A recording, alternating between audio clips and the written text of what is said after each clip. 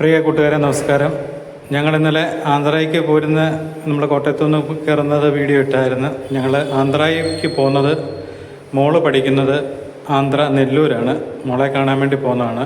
അപ്പം കുറച്ച് ദിവസം അവധിയുണ്ട്. അപ്പം ഞങ്ങൾ ചെന്നിട്ട് വേണം അവളെ അവിടെ നിന്ന് കൂട്ടിക്കൊണ്ട് വരാൻ വേണ്ടി. അതിനുവേണ്ടി ഞങ്ങൾ പോകുന്നതാണ്. അങ്ങനെ ഞങ്ങൾ രാവിലെ 8 മണിയായപ്പോഴത്തേന് നെല്ലൂർ എത്തിയിരിക്കുകയാണ്. നെല്ലൂരാണ് ഇവിടുത്തെ പ്രധാനപ്പെട്ട റെയിൽവേ സ്റ്റേഷൻ.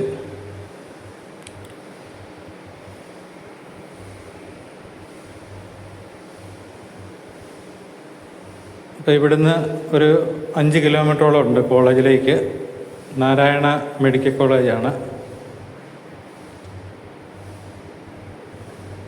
അപ്പോൾ ഇവിടെ ഞങ്ങൾ ട്രെയിൻ ഇറങ്ങി.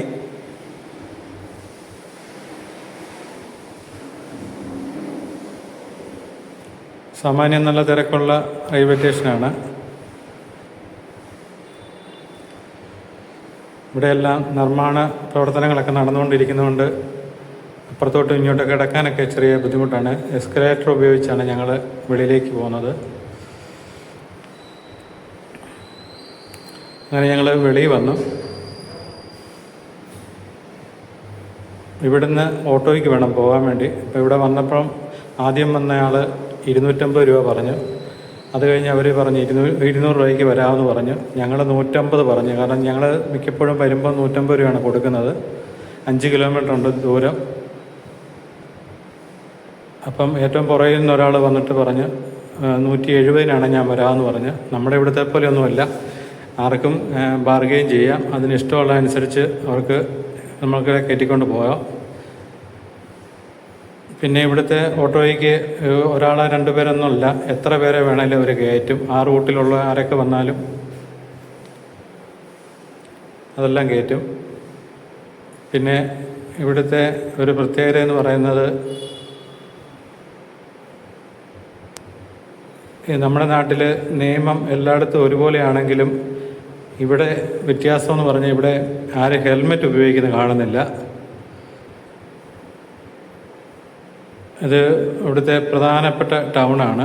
ആ ടൗണിൽ കൂടെ പോലീസ് ഉദ്യോഗസ്ഥരും എല്ലാം അവിടെ ഉണ്ട്. അവരുടെയൊക്കെ മുന്നിൽ കൂടെയൊക്കെ ആണെങ്കിലും പോകുന്നത്. ഓട്ടോയുടെ ഫ്രണ്ടിൽ ഒരാൾ അവിടെ വെച്ച് കയറിയതാണ്. ഇവിടെ അതൊന്നും ഒരു പ്രശ്നമല്ല. ആരും ഉണ്ടോ ഹെൽമെറ്റ് ആരും ഉപയോഗിക്കാറില്ല. പിന്നെ ഉപയോഗിക്കുന്നവരും ഉണ്ട് കേട്ടോ. ഇടയ്ക്ക് 1-2 പേരൊക്കെ ഉപയോഗിക്കുന്നത് കാണുന്നുണ്ട്. പിന്നെ ഇവിടെ ധാരാളം ഓട്ടോറിക്ഷകളാണ് മുഴുവൻ. ഇവിടുത്തെ ഉണ്ടോ, ഇവിടെ മുഴുവൻ നമ്മൾ സിനിമയ്ക്കകത്തൊക്കെ കാണുന്ന പറഞ്ഞ പോലെ അങ്ങോട്ടും ഇങ്ങോട്ടും വണ്ടി ഓടിയെന്ന് പറയുന്നത് ഇവിടുത്തുകാർക്ക് പ്രശ്നമില്ലെന്ന് തോന്നുന്നു. നമ്മളൊക്കെ വന്നു കഴിഞ്ഞാൽ ഞെട്ടിപ്പോവും. കാരണം ആ രീതിയിലാണ് ഇവരുടെ ഡ്രൈവിംഗ് ഒക്കെ. എവിടെ നിന്നൊക്കെയാണ് വണ്ടി കയറി വരുന്നതെന്നൊന്നും പറയാൻ പറ്റത്തില്ല. ഒരു ഗതാഗതത്തിന് ഒരു ശരിക്കുള്ളൊരു നിർദ്ദേശങ്ങളോ കാര്യങ്ങളോ ഒന്നുമില്ല. അവരുടെ തോന്നുമ്പടി അവർ പോവുകയാണ്.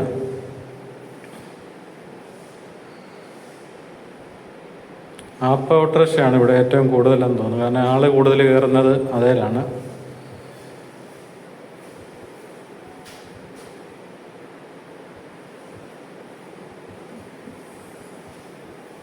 എല്ലാ ടൗണും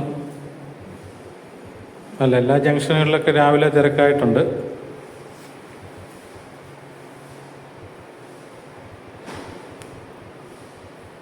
അങ്ങോട്ടും ഇങ്ങോട്ടും എല്ലാം പോകുന്ന മുഴുവൻ ഓട്ടോറിക്ഷയാണ്. ബസ് സ്റ്റാൻഡുണ്ട്. ബസ് സ്റ്റാൻഡിൻ്റെ അവിടെ പോലും ബസ് തോന്നാൻ പോലും ഇവർ അവിടെ നിന്ന് ആളെ വിളിച്ച് കയറ്റുന്നുണ്ട്. ഇവിടെയൊന്നും അങ്ങനെയുള്ള പ്രശ്നങ്ങളോ കാര്യങ്ങളോ ഒന്നുമില്ല. നമ്മുടെ ഇവിടുത്തെ പോലുള്ള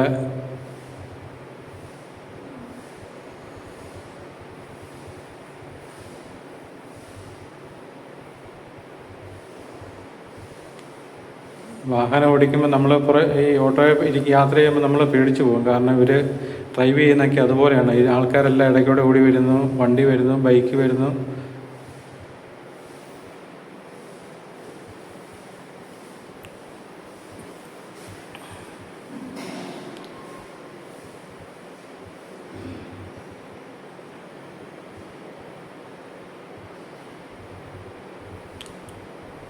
വഴിനീളെ പിന്നെ പൂച്ചെടികളുടെ വിൽപ്പനയുണ്ട്, പൂവുകളുടെ വിൽപ്പനയുണ്ട്. അതൊക്കെ വഴിയോരങ്ങളിലൊക്കെ രാവിലെ തന്നെ സജീവമാണ്.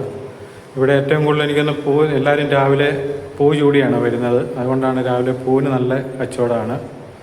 പിന്നെ വഴി എല്ലായിടത്തും ഹമ്പ് വെച്ചിട്ടുണ്ട് സ്പീഡ് നിയന്ത്രിക്കാൻ വേണ്ടി.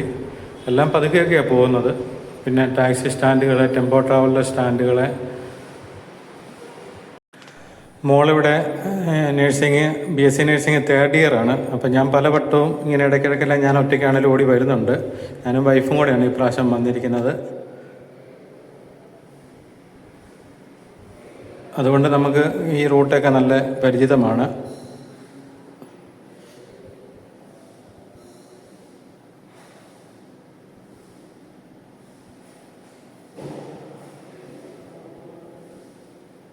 റോഡുകളെല്ലാം സാമാന്യം നല്ല വീതിയുള്ള റോഡുകളാണ്.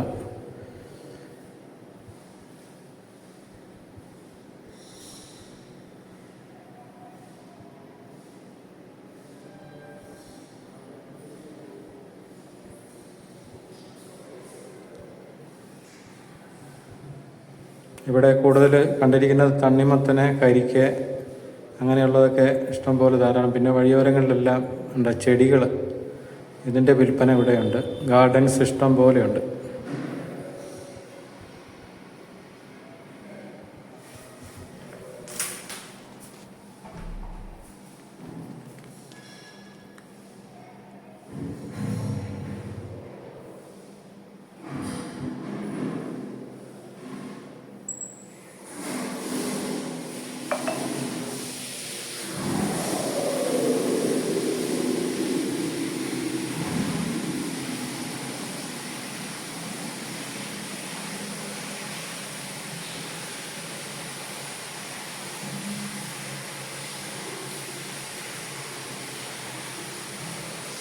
അങ്ങനെ നമ്മൾ കോളേജിന് അടുത്തെത്താറായിട്ടുണ്ട്.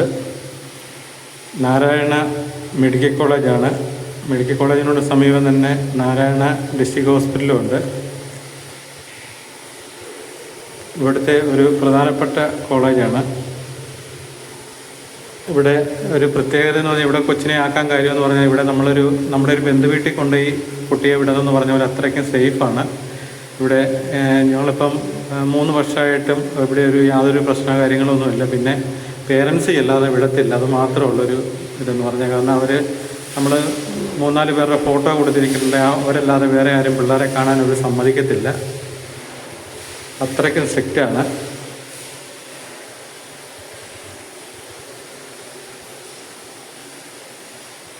പിന്നെ ഇവിടെ റാഗിങ്ങോ അങ്ങനെയുള്ള സംഭവങ്ങളൊന്നുമില്ല. അതുകൊണ്ട് പിള്ളേർക്ക് അതുപോലെ സുരക്ഷിതത്വമുണ്ട്.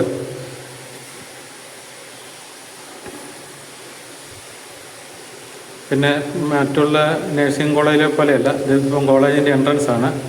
നമ്മളിവർ പഠിക്കാൻ ചെന്ന കാലം തൊട്ട് തന്നെ ഇവരെ ഹോസ്പിറ്റലിലോട്ട്, ഇവർക്ക് തന്നെ മെഡിക്കൽ കോളേജ് ഉള്ളതുകൊണ്ട് പിള്ളേരെ തന്നെ എല്ലായിടത്തും ഡ്യൂട്ടിക്ക് വിടുകയും ഇവർക്ക് ആദ്യം തന്നെ ആ നഴ്സിംഗ് എന്നുള്ളതിൻ്റെ ആ ഒരു ഇവിടുത്തെ കാഴ്ചകളും മറ്റെന്ന് പറഞ്ഞാൽ കുറച്ച് നാൾ കഴിഞ്ഞിട്ട് 1 വർഷം 2 വർഷമൊക്കെ കഴിഞ്ഞിട്ടൊക്കെ അല്ലേ സാധാരണ ഇവരെ വാർഡുകളിലേക്കൊക്കെ വിടത്തുള്ളൂ. പക്ഷേ ഇവിടെ അങ്ങനെയല്ല. ചെന്ന സമയം തൊട്ടേ ഇപ്പം നല്ല മനോഹരമായ ഒരു ക്യാമ്പസ് പോലെയാണ് ഈ മെഡിക്കൽ കോളേജാണെന്ന് പറഞ്ഞാലും ഉണ്ടോ. ഇങ്ങോട്ട് ഇതിൻ്റെ വലിയ എൻട്രൻസ് നിങ്ങൾ കണ്ടോ, നല്ല ഭംഗിയാണ്, നല്ല നീറ്റാണ് ഇവിടുത്തെ എല്ലാ കാര്യങ്ങളും. തൊട്ടടുത്തൊരു ദേവീക്ഷേത്രമുണ്ട്. ഇവിടുത്തെ ഉത്സവങ്ങളൊക്കെ ഭയങ്കര പ്രസിദ്ധമാണ്. കാരണം ഇവിടെ അങ്ങനെയുള്ള ഇതിനൊക്കെയാണ് കൂടുതൽ അവധിയൊക്കെ കൊടുക്കുന്നത്. നവരാത്രിയൊക്കെ എന്നൊക്കെ പറഞ്ഞാൽ ഇവിടുത്തെ വലിയൊരു ഇതിപ്പം കോളേജിൻ്റെ വാതിൽക്ക് വന്നിരിക്കുകയാണ്.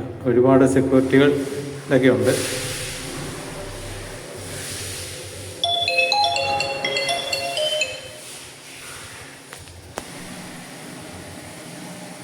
ഒരു വലിയ ക്യാമ്പസ് തന്നെയാണ്.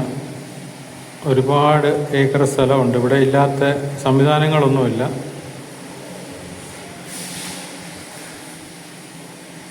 സൂപ്പർ സ്പെഷ്യാലിറ്റി ഹോസ്പിറ്റലാണ്. അതിനോടൊപ്പം തന്നെ ഈ ക്യാമ്പസിനകത്ത് തന്നെയാണ് ഡിസ്ട്രിക്ട് ഹോസ്പിറ്റലും.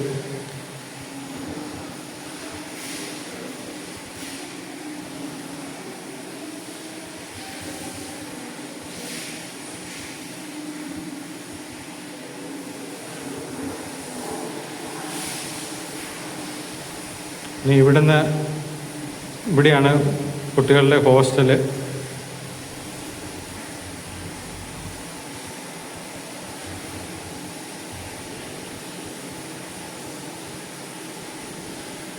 BSc നഴ്സിംഗും ഉണ്ട്, ജനറൽ നഴ്സിംഗും ഉണ്ട്. ഇവിടെ രണ്ട് ബിൽഡിങ്ങിലാണ്. നാരായണ മെഡിക്കൽ കോളേജ്, അതുപോലെ ശ്രീനാരായണ GNM കോളേജ്, അങ്ങനെ 2 ഇതാണ്. അപ്പം ഞങ്ങൾ ഇവിടെ ഗസ്റ്റിന് താമസിക്കാനും സ്റ്റേ ചെയ്യാനൊക്കെ ഇതുണ്ട്, വെയിറ്റിംഗ് റൂമുണ്ട്. ഞങ്ങളവിടെ വന്നിരിക്കുകയാണ്. അപ്പം കുട്ടികളിപ്പോൾ അവിടെ വരും. അവർക്ക് ഇന്ന് എക്സാം ഉണ്ട്. എക്സാം കഴിഞ്ഞിട്ട് വേണം അവരെ ഇവിടെ നിന്ന് തിരിച്ചു കൊണ്ടുപോകാൻ വേണ്ടി.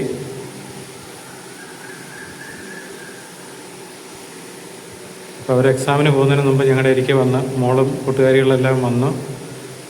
ഇനി എക്സാം കഴിഞ്ഞിട്ട് വേണം ഞങ്ങൾക്ക് ഇവരെയായിട്ട് നാട്ടിലേക്ക് പോരാൻ വേണ്ടി. അത് മറ്റൊരു വീഡിയോയിൽ കാണാം.